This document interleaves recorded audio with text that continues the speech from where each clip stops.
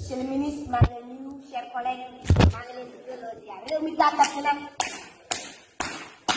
monsieur le ministre bravo bonne promotion tëj nga Karim Wade exilé ko ñu ne nañ la promouvoir nag nga nekk ministre léegi ñun nga bëgg a tëj nag suñu kër yi exilé ñu nu toog dootuñu def dootuñu wax man di toog pale doon bëgg a fekk doon maadaara doon góor ba ca mbeeraay loolu nga bëgg dañ la koy defal tey nga yóbbu ko pour ta satisfaction et celle de ton vrai mentor ñun nag sonn nañ nag c'est vrai d'accord nañ changer loi baax na c'est bon il faut la changer la loi mais est-ce que y a une efficacité notoire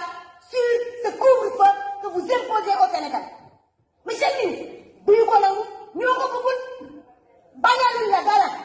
loo fi indi woon ci état d'urgence état de siège voté nañ ko d'accord nañ ci jox nañ ko ay pouvoir bàyyi nañ ko 3 mois muy def lu ko neex mais cette fois les Sénégalais sont fatigués il faudra que vous fassiez volte-face xool Sénégalais gestu leen leen naka la nit di xëyee 8 heures këram man tey il a fallu ma jóg 5 heures du matin maa leen fi jiitu 9 heures fekk na ma ci biir salle est-ce que xam ngeen trafic bi nekk ci Sénégal bi ak ni mu toll nit ñi bëgg a daw chacun des Sénégalais n'est pas nourri il se nourrit lui tout seul ngeen la yéen da ngeen bëgg a tëj Sénégalais ci liggéey ban efficacité la am après 20 heures ban monsieur le ministre c'est une question nag et je veux la réponse le virus dort à partir de 21 heures voilà j'aurais préféré que ngeen jël sax des lu gën a pertinent mooy nit ñi toog à partir de 11 heures parce que là c'est le pêle-mêle à Dakar loolu ñu ne xëy na ci réflexion comme nu ñuy def en Europe ak yeneen mais 21 heures man su ma sañoon 20 heures rek laay tëdd ndax man italien laa 19 heures laay tëdd man su ma reeree 18 heures 19 heures man ci lay mais du benn yoon ngeen jël dëkk bi def ko trafic bu dul jeex loolu nag c'est un coup qui se prépare kenn du leen ko mën gis nga lii nii am na fi loo xamante ne ça ne dit pas son nom Sénégalais yi xam ngeen leen yow nag ba nga ñëwee ba léegi waaye yow moom tàmm nga la président yow ba nga ñëwee ba léegi fee BDK bii chaque jour ñu teg ko camion semi loolu tàmmuñu ko ñun duñ ragal ñuy policier man de suñu ragal policier laa bokk dëgg la waaye nag Sénégal ragal ñuy policier bu leen jël policier yi rek yaakaar ni ay yàlla lañ wala ay yonent bi rek fu leen neex ngeen teg ko fa di dàq nit ñi ñuy daw c'est pas normal monsieur le ministre am na loo xamante ni buñ ko tàmmul ak suñuy bët boo ñu ko imposer duñu ko accepter laissez les gens aller travailler ku ci nekk sonn daw wuti loolu lekk wuti leen naan parce que dëkk bi ñor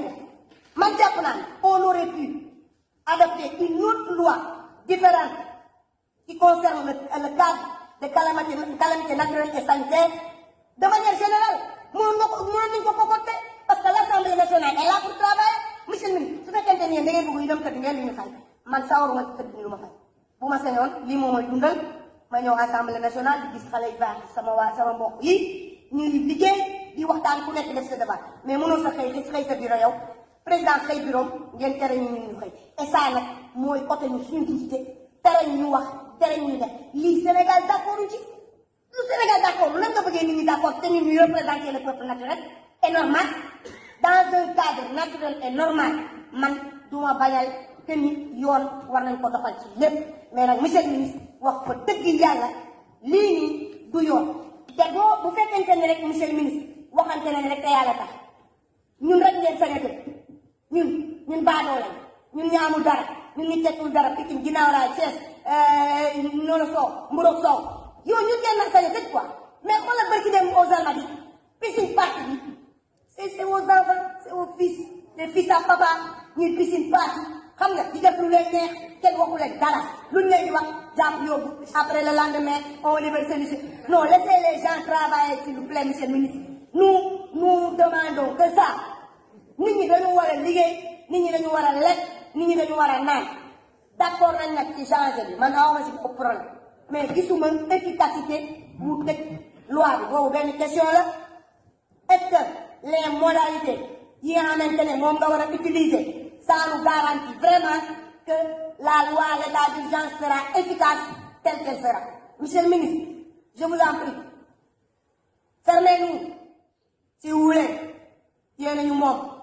maintenant vous êtes devenus des rois mais man dama xaw a ragal nit kuy reetaan di def lu ko neex vous êtes très gentil beau et vous souriez beaucoup mais man damaa ragal kuy retaan monsieur le président je vous remercie.